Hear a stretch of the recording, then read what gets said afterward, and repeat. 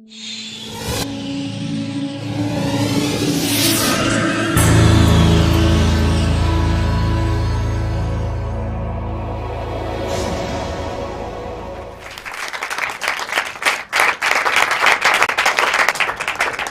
why does good sex so often fade, even for couples who continue to love each other as much as ever? And why does good intimacy not guarantee good sex, contrary to popular belief? Or the next question would be, can we want what we already have? That's the million-dollar question, right? And why is the forbidden so erotic? What is it about transgression that makes desire so potent?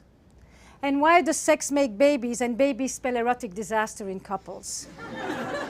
It's kind of the fatal erotic blow, isn't it?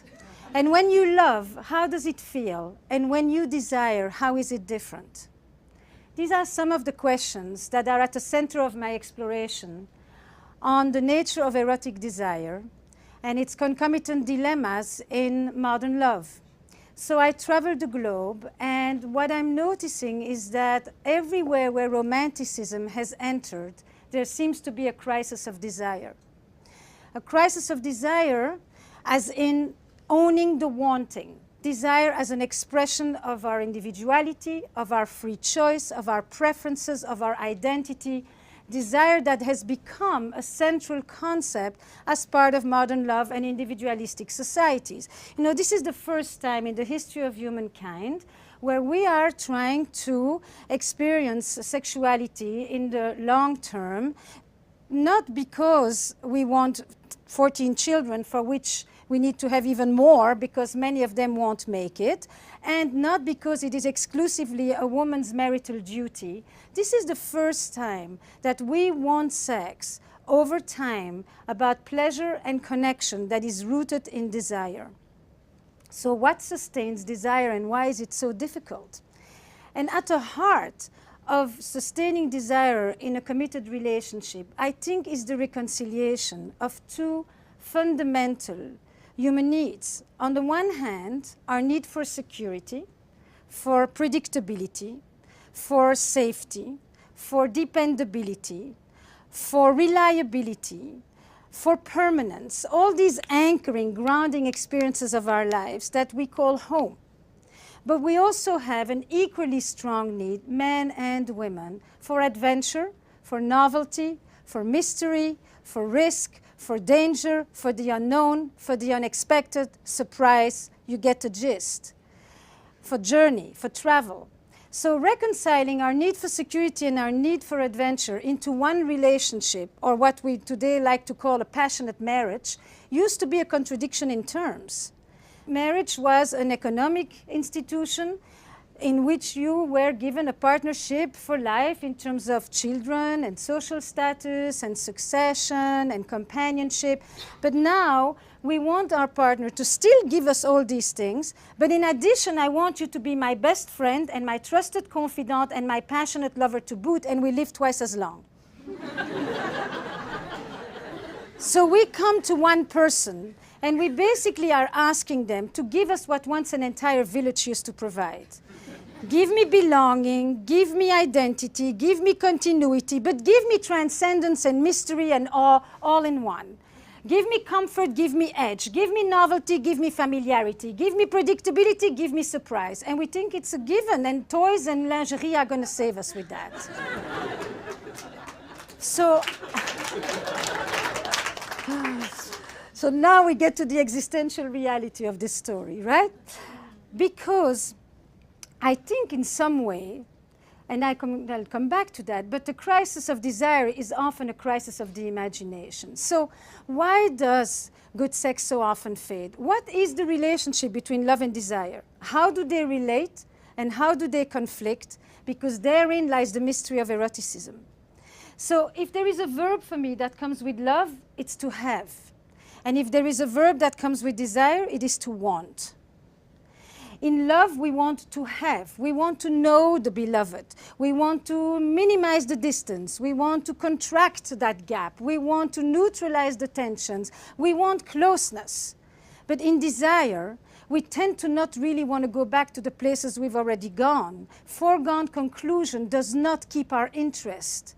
In desire, we want an other, somebody on the other side that we can go visit, that we can go spend some time with, that we can go see what goes on in their red light district.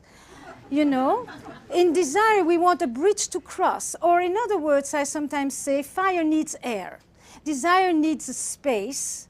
And when it's said like that, it's often quite abstract. But then I took a question with me, and I've gone to more than 20 countries in the last few years with mating in captivity. And I ask people, when do you find yourself most drawn to your partner? Not attracted sexually per se, but most drawn. And across culture, across religion, and across gender, except for one, there are a few answers that just keep coming back. So the first group is, I am most drawn to my partner when she's away, when we are apart, when we reunite. Basically, when I get back in touch with my ability to imagine myself with my partner, when my imagination comes back in the picture, and when I can root it in absence and in longing, which is a major component of desire. But then the second group is even more interesting. I am most drawn to my partner when I see him in the studio, when she's on stage, when he's in his element, when she's doing something she's passionate about, when I see him at a party and other people are really drawn to him, when I see her hold court. Basically, when I look at my partner, radiant and confident, probably the biggest turn on across the board. Radiant as in self-sustaining. I look at this person. By the way, in desire, people rarely talk about it when we are blended into 5 centimeters from each other. I don't know in inches how much that is. But it's also not when the other person is that far apart that you no longer see them. It's when I'm looking at my partner from a comfortable distance, where this person that is already so familiar, so known, is momentarily once again somewhat mysterious, somewhat elusive. And in this space between me and the other lies the erotic élan, lies that movement toward the other. Because sometimes, as Proust says, mystery is not about traveling to new places, but it's about looking with new eyes. And so when I see my partner on his own or her own doing something in which they are enveloped, I look at this person and I momentarily get a shift in perception, and I stay open to the mysteries that are living right next to me.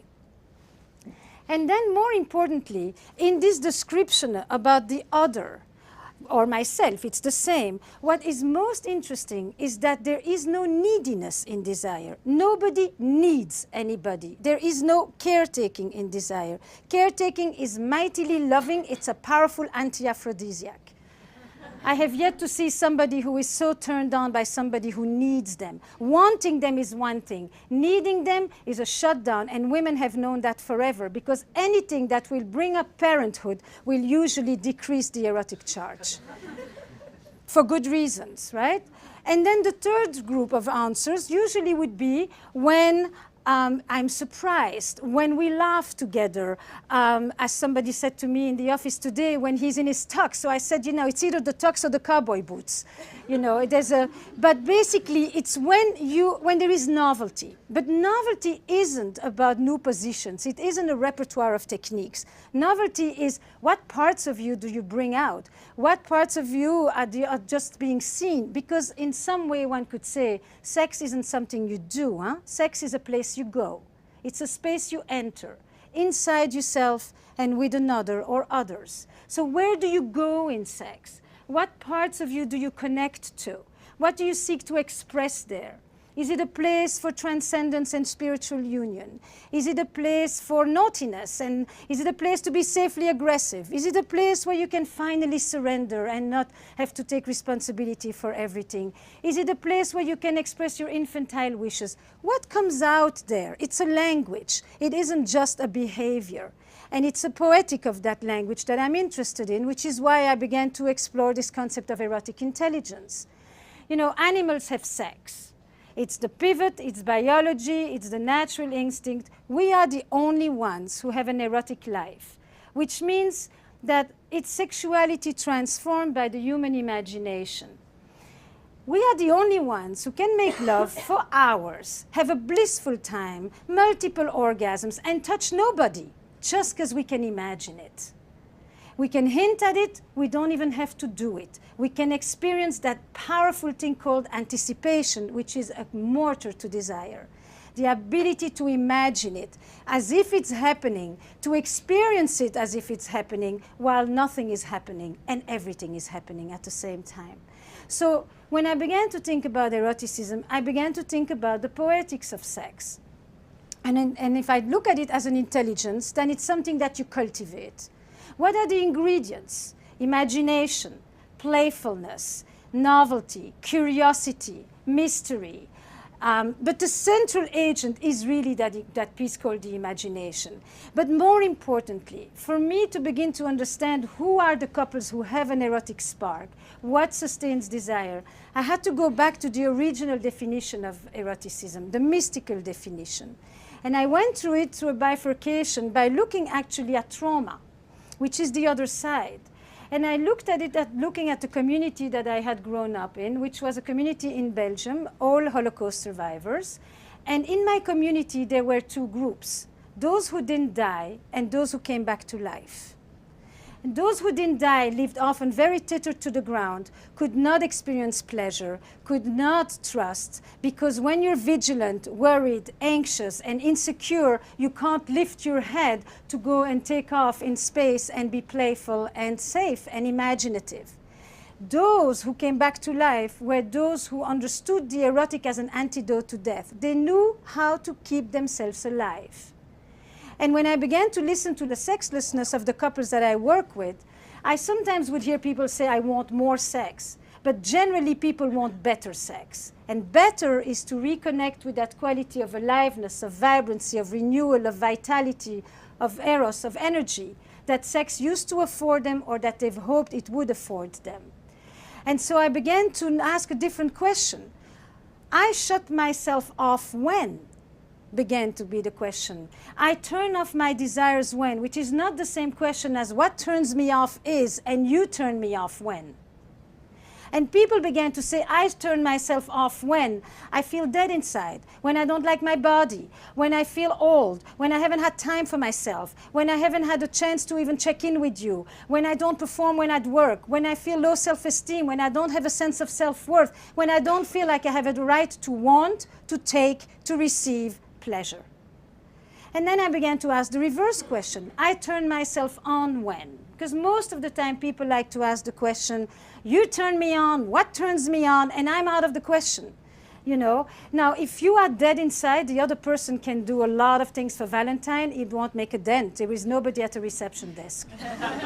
You know? So I turn myself on when? I turn my desires. I wake up when?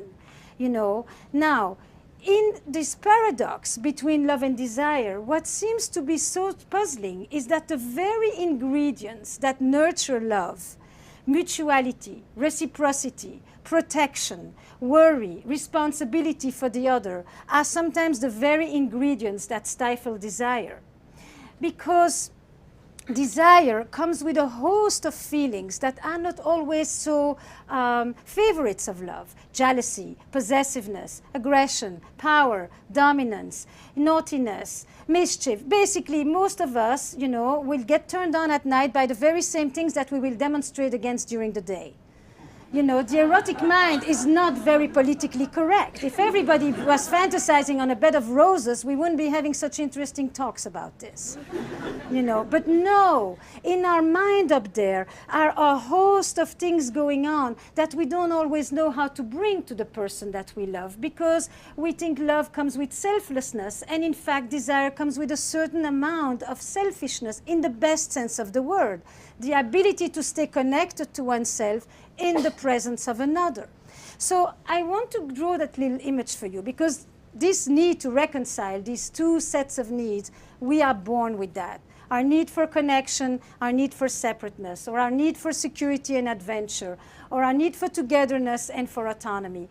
And if you think about the little kid who sits on your lap, and who is cozily nested here and very secure and comfortable. And at some point, all of us need to go out into the world to discover and to explore. That's the beginning of desire. That next exploratory needs curiosity, discovery.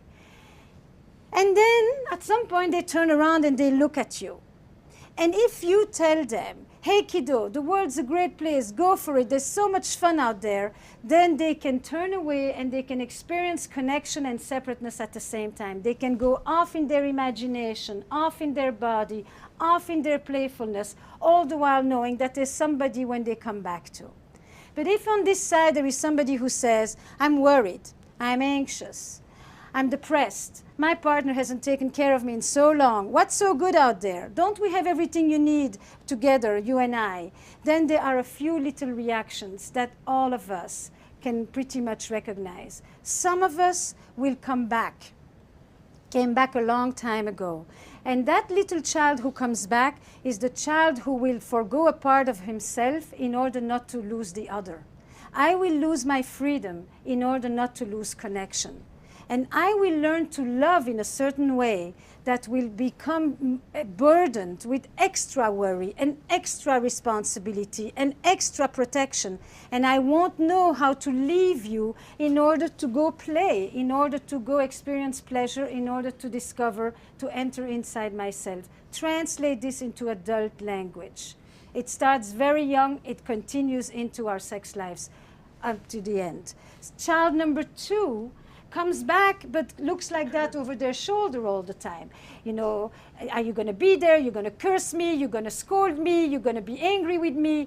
And they may be gone, but they're never really away. And those are often the people that will tell you in the beginning it was super hot. Because in the beginning, the growing intimacy wasn't yet so strong that it actually led to the decrease of desire. The more connected I became, the more responsible I felt, the less I was able to let go in your presence. The third child doesn't really come back. So what happens if you want to sustain desire, it's that real dialectic piece. On the one hand, you want the security in order to be able to go. On the other hand, if you can't go, you can't have pleasure, you can't culminate, you don't have an orgasm, you don't get excited because you spend your time in the body and the head of the other and not in your own. So in this dilemma about reconciling these two sets of fundamental needs, there are a few things that I've come to understand erotic couples do. One, they have a lot of sexual privacy. They understand that there is an erotic space that belongs to each of them. They also understand that foreplay is not something you do 5 minutes before the real thing. Foreplay pretty much starts at the end of the previous orgasm. They also understand that an erotic space isn't about you begin to stroke the other, it's about you create a space where you leave Management Inc., maybe where you leave the Agile program, and you actually just enter that place where you stop being the good citizen who is taking care of things and being responsible. Responsibility and desire just butt heads. They don't really do well together. Erotic couples also understand that passion waxes and wanes. It's pretty much like the moon. It has intermittent eclipses. But what they know is they know how to resurrect it. They know how to bring it back.